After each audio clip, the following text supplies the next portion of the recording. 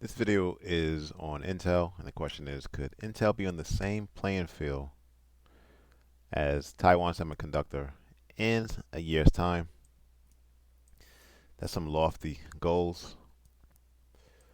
And since the last time I looked at the Intel chart, we did have a lot of price action take place, invalidating some key levels of interest.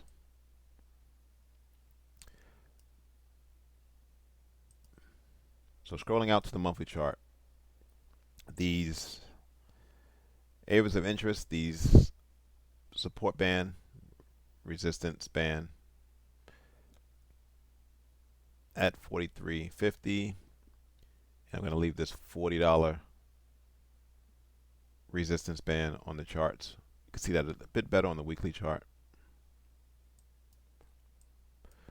Up above, you do have a level of interest, resistance support at near that $58 level.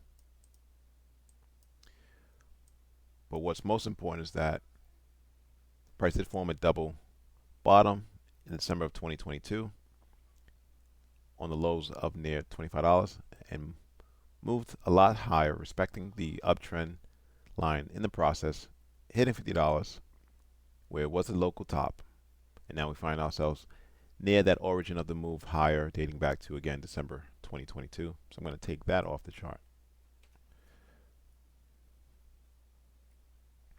This line here just represents, in the past, we had resistance / support. All right, now before we continue with the analysis, let's look at this article. So Citi analysts are turning more positive on Intel's manufacturing capabilities, believing the company could be competitive in manufacturing with Taiwan Semiconductor by the second half of 2025. Citi explains that Intel's roadmap may be more like 3 nodes in 4 years due to similarities between certain generations. Citi also sees an advantage in Intel's approach of spreading innovation across different nodes, contrasting it with Taiwan Semiconductor strategy of cramming multiple advancements into a single node. Citi maintains a neutral rating on Intel with a price target of $35, which they acknowledge is above Intel's historical average, but still below the broader semiconductor industry valuation. All right, so this was the monthly chart. We're going to go down to the weekly chart. And what I want to do is just put and acknowledge that we do have buyers that are potentially ready to defend this support level at $26.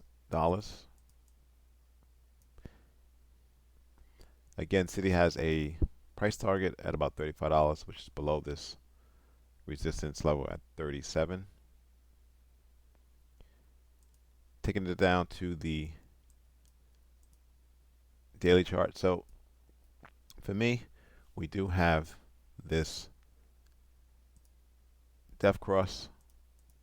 That's where the 50-day, which is in red, crosses over, and below the 200-day, which is in yellow. We also have a price below the 200-day in yellow, the 100-day in white, and the 50-day in red. So the chart suggests more downside bearish sentiment technically. And so the charts are suggesting it's not a good time to buy right now. I would wait to, and if price declines to this support band at $26 as a potential level to get long. Thanks for watching. Subscribe. Please like the video.